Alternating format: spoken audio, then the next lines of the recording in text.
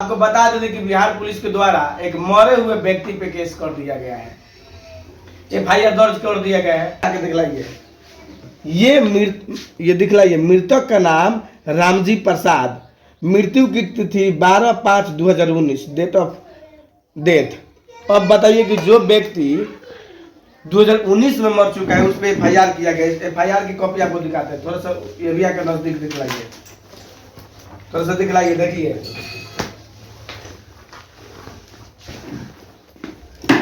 ये देखिए 12/1/2023 हमने क्या। अब रामजी प्रसाद के लिए हमारे चैनपुर ओपी प्रभारी कैसे बेल दिवाएंगे? उनके ऊपर जाकर बेल दिवाएंगे या नीचे से बेल दिवा देंगे, या डीएसपी साहब एसपी साहब उनको स्पेशली जाएंगे स्वर्ग में पूछने के लिए कि रामजी प्रसाद जी आप चलिए जमीन पर, आपका बेल देना है हमको, अन्यथा हम आपको जेल में डाल देंगे। तो इसके लिए अब डीएसपी साहब और थाना प्रभारी महोदय कैसे।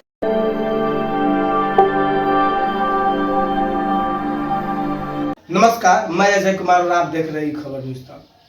और ई खबर न्यूज तक की टीम हमेशा उनकी आवाज उठाती है जिनकी आवाज डायरेक्ट सरकार तक पहुंचानी पड़ती है। और आज हम वहां पे पहुंचे हैं, हालांकि हमारे साथ आज जेडीयू के नेता हैं, लेकिन इनके साथ एक ऐसा मतलब बिहार की विडंबना कहे या पूरे देश की विडंबना कहे तो ये बहुत बड़ी लापरवाही की गई है। और लापरवाही किन के द्वारा की गई है ये भी हम आपको बता देते हैं। जिन्हें पुलिस कहा जाता है, जिन्हें जनरक्षक कहा जाता है, जनरक्षक अपना काम करते हैं। जब कोई अगर मर्डर कर देता है तो वो उनको नहीं पकड़ेंगे। अगर जो बड़े आदमी हैं उनके ऊपर इनका एफआईआर एक भी नहीं होगा। मैं सीधी तौर पे बात करूं तो जो बड़े आदमी है, जैसे ब्रिजभूषण को आप लोग जानते हैं कि वो एक बाहुबली सांसद है जो महिला पहलवानों का यौन शोषण किए, उनके ऊपर क्यों नहीं एफआईआर हो रहा है? और जब एफआईआर हुआ है तो उनपे क्यों नहीं उनको महिला पहलवानों को उसकी कॉपी दी गई है? वही चीज अब बिहार में भी एक घटना घटा हुआ है जो कि सिसवन प्रखंड के, अभी हम लोग छितौली में है।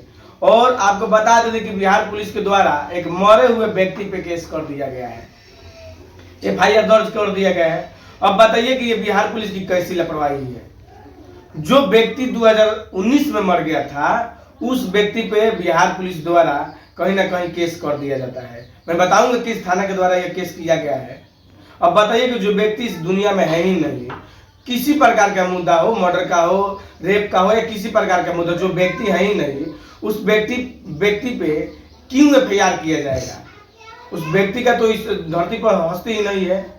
तो उसी तरह हम दिखाएंगे, थोड़ा सा इधर आकर दिखलाइए, थोड़ा सा इधर, थोड़ा सा आके दिखलाइए। ये दिखलाइए। मृतक का नाम रामजी प्रसाद, मृत्यु की तिथि 12/5/2019, डेट ऑफ डेथ। अब बताइए कि जो व्यक्ति 2019 में मर चुका है उस पर एफआईआर किया गया। एफआईआर की कॉपी आपको दिखाते हैं, थोड़ा सा एरिया के नजदीक दिखलाइए, थोड़ा सा दिखलाइए। देखिए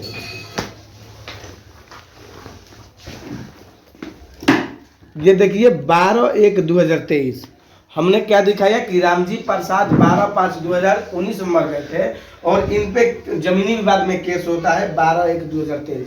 तो इन्हीं सब का क्यों हुआ है, क्या मामला है, यही हम जानने के लिए आए हैं। तो इसमें सबसे बड़ी लापरवाही है बिहार पुलिस की। तो ये देश की जनता तय करेगी कि शासन प्रशासन किस तरह से काम करती है। आप लोग सीधी तौर पे इस वीडियो को इतना शेयर कीजिए ताकि बिहार सरकार तो छोड़िए, बाहर की सरकार देख ले इस वीडियो को कि किस तरह से उनकी प्रशासन काम करती है। टाइम पे सैलरी उनको नहीं मिलेगा तो उसके लिए वो लोग क्या कर देंगे ये तो आप लोग भी जानते। तो आइए हमारे साथ जदयू नेता है, उन्हीं से बात करेंगे कि ये मामला इनके घर पे जमीनी विवाद में कैसे मरे हुए व्यक्ति पे इसमें किनकी सबसे बड़ी लापरवाही है। क्या सबसे पहले मैं आपके चैनल को बहुत बहुत धन्यवाद देना चाहता हूँ कि आप इस तरह के मुद्दा को उठाने के लिए जागरूक हैं और ऐसी मुद्दाओं को बिहार सरकार के कानून में पहुंचाने के लिए जागृत हैं। और आपके दर्शकों को भी मैं प्रणाम करता हूं जो इस चैनल के माध्यम से सुनेंगे, जानेंगे किस तरह की घटनाएं यहाँ पर होती हैं। मैं जनता दल का जिला उपाध्यक्ष हूँ सिवान। देखिए, हम लोग तो सत्य में विश्वास रखते हैं और हमारे नेता जो है वो कहते हैं कि ना हम किसी को फंसाएंगे ना बचाएंगे। इसी क्रम में हम लोगों ने एक जमीन अपने स्वजातियों से जमीन रजिस्ट्री कराया था 2018 में। जो रजिस्ट्री करता थे वो रामजी प्रसाद थे। उनकी मृत्यु 2019 में हो जाती है। जाने अनजाने में पता न कब हम पर एफआईआर हो जाता है, उनके अलावा और 7 व्यक्तियों पर 2023 के 12/1/2023 को एफआईआर हम पर होता है।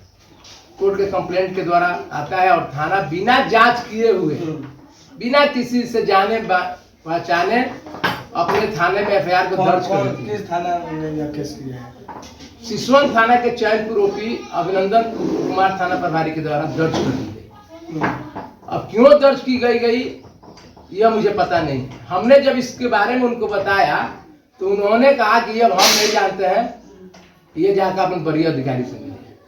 हमने जब वरीय अधिकारी डीएसपी और एसपी महोदय से आवेदन दिया, मिला, यहाँ तक कि हमारी बातों को माननीय मंत्री जी ने, जब हमने आवेदन मंत्री जी को दिया, ग्रामीण मंत्री श्रवण कुमार जी को, उन्होंने भी इस बात को एसपी साहब के पास रखा।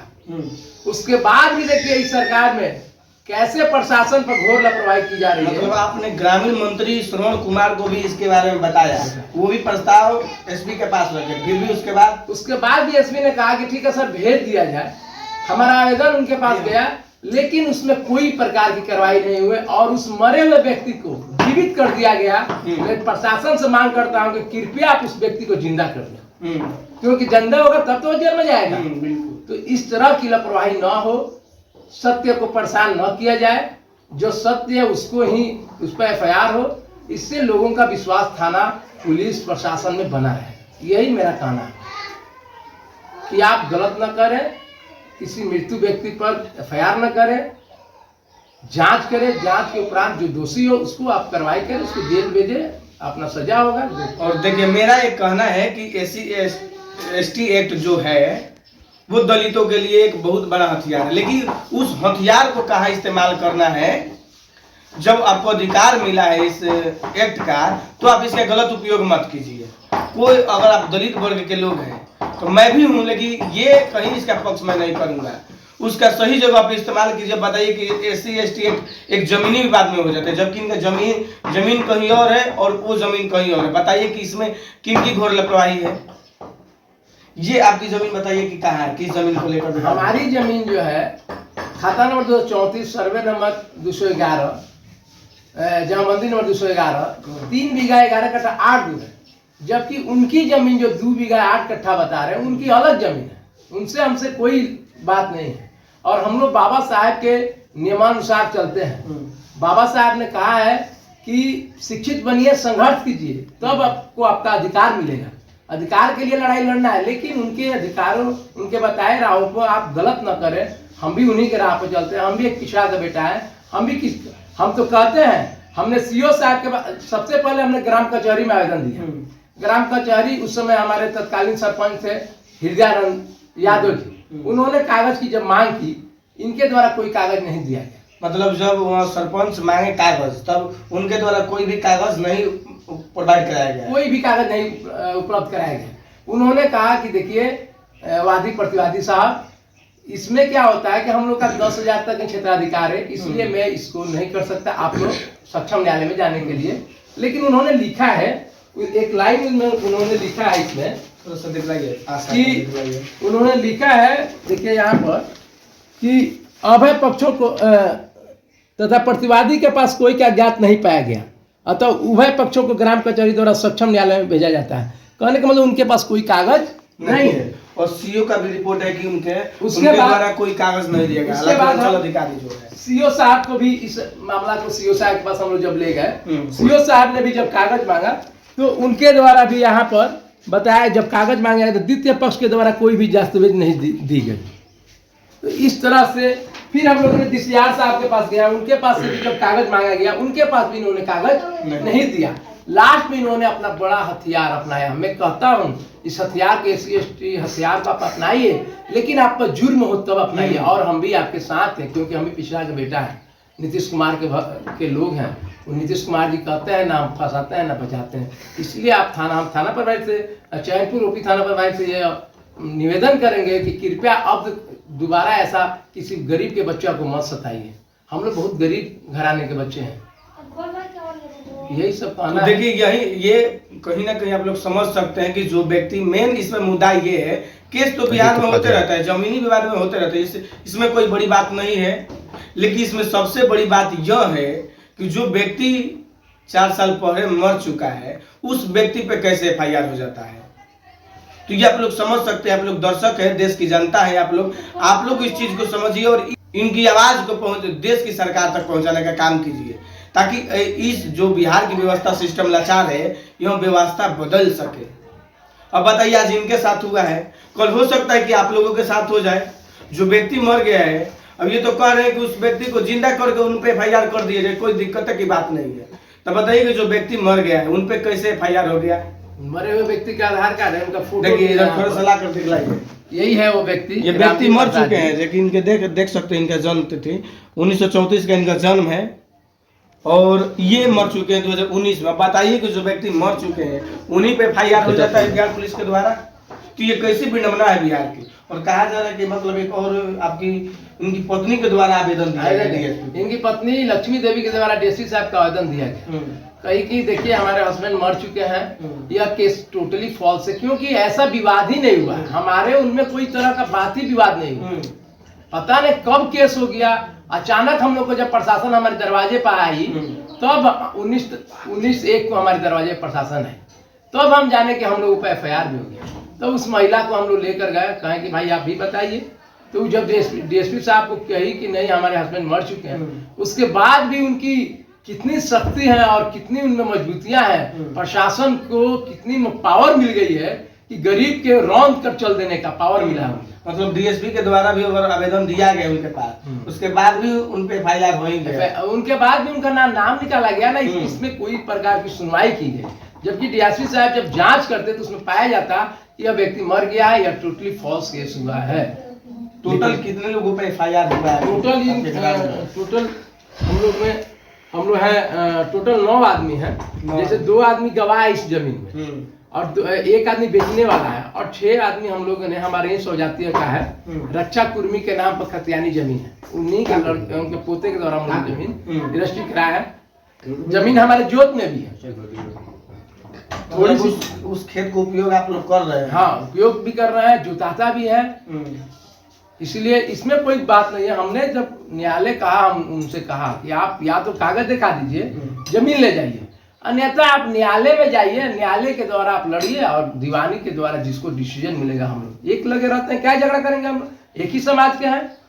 और तो इसमें के बाकी लोग तो बेल ले लिए, जमानत ले लिए, लेकिन अब क्या ये मतलब रामजी प्रसाद के लिए क्या कहिए? अब रामजी प्रसाद के लिए हमारे चैनपुर OP प्रभारी कैसे बेल दिवाएंगे, उनके ऊपर जाकर बेल दिवाएंगे या नीचे से बेल दिवा देंगे, या DSP साहब SP साहब उनको स्पेशली जाएंगे स्वर्ग में पूछने के लिए कि रामजी प्रसाद जी आप चलिए जमीन पर, आपका बेल देना है हमको, अन्यथा हम आपको जेल में डाल देंगे। तो इसके लिए अब DSP साहब और थाना प्रभारी महोदय कैसे जाएंगे अब ऊपर स्वर्ग में, अब वही जानते हैं कि कैसे हम जाकर उनको पकड़ कर लाए। हम तो यहाँ आ जाते हैं, पकड़ा जाते, इसलिए हमने बेल करा दिया, लेकिन रामजी प्रसाद तो आज भी बेल नहीं कराया। अब इनको कैसे बेल मिलेगा, अब ये भगवान से पूछना पड़ेगा। अब बताइए कि जो रामजी प्रसाद मर गए हैं और हालांकि इसमें 9 लोगों पे FIR हुआ है, जो कि 2 आदमी गवाह है, बाकी लोगों ने जमानत ले ली है, लेकिन बताइए कि रामजी प्रसाद कैसे जमानत लेंगे? जब बिहार पुलिस की केस की है तो उनको ही इसमें इन्वॉल्व होना चाहिए और इनको जमानत देना चाहिए। इस तरह की बिहार में जब घटनाएं सामने आती है तो जो ग्रामीण वर्ग के लोग होते हैं, जो गरीब होते हैं, जो शोषित वर्ग के लोग होते हैं, कहीं ना कहीं उनको बहुत कठिनाइयों का सामना करना पड़ता है। कहा जाता है कि बिहार में, मैं खुल के बात करूं तो बिहार की व्यवस्था में और बिहार की पुलिस की व्यवस्था पे, तो कोई भी गरीब केस लिखवाने जाने से बहुत ज्यादा डरता है। लिखाई तो उसका बहुत मिनिमम चार्जेस है, जो सरकारी रेट है मिनिमम चार्जेस है FIR लिखवाने की, लेकिन अगर आप FIR लिखवाने जाइएगा तो सबसे पहले आप लोग समझ सकते हैं कि कितना आपको पैसा पेड करना पड़ेगा। ये मैं बात बिल्कुल खुल के कहता हूँ, पूरे देश की सरकार भी जानती है और बिहार सरकार भी जानती है कि एक दरोगा कितना पैसा लेता है, पूरे बिहार की मैं बात करूँ तो इसलिए गरीब वर्ग लोग बहुत डरते हैं केस फौजदारी से। बताइए कि जो इस तरह के मामले सामने आएंगे तो और लोग देखेंगे तो क्या समझेंगे, बिहार की व्यवस्था को क्या कहेंगे? तो अंतिम में क्या कुछ कहिएगा? हम कहेंगे यही कि अब तो हम बेल पर हैं, लेकिन जिला प्रशासन से यही मांग करेंगे हम SP महोदय से, कृपया महोदय जी आप थाने के लोगों को, प्रभारी लोगों को, DSP साहब को, इंस्पेक्टर साहब को निर्देश दीजिए कि बिना जांच किए हुए कोई तरह का गलत कार्य न करे। जांच में जो दोषी पाए उस पर कार्रवाई करे, नहीं पाए उसको रिहाई करे। यही मैं मांग करता हूँ जिला प्रशासन से। और इसमें हमें मुझे डर भी है कि इस तरह की बातों से मेरे जान को भी खतरा है। मैं जानता हूँ कि कहीं इस तरह की मैंने जो बात रखा है सबूत के साथ, आने वाले समय में किसी प्रकार की केस में मुझे फंसा दिया जाए, किसी प्रकार का हमारे दुर्घटना कर दिया जाए, तो इस तरह की घटनाएं भी हमारे साथ। जमीन को लेकर क्या कहिएगा? जमीन हमारी है, खतियानी जमीन है। हम कहेंगे उनसे, जो हमारे विपक्षी हैं उनसे कहेंगे कि आप कागज लाइए, जमीन ले जाइए। आज भी कह रहे हैं कि हम जमीन दे देंगे, लेकिन कागज लाइए, कागज लाइए, जमीन ले जाइए। यदि आपके पास कागज नहीं है तो हमसे कागज लीजिए और आप जमीन को पर न आए। यही मेरा आग्रह है। चलिए, तो देखिए ये बिहार की व्यवस्था है। एक आदमी जब कोई मामला में उलझ जाता है तो सालों साल लग जाते हैं। वो कहा जाए तो जब न्यायालय में बात आती है कि लोग न्यायालय का दरवाजा खटखटाते हैं, तो न्यायालय में कितना केस पेंडिंग है ये आप लोग बखूबी रूप से जानते हैं। क्योंकि न्यायालय में 10-15 लाख केस हमेशा पेंडिंग में रहते हैं।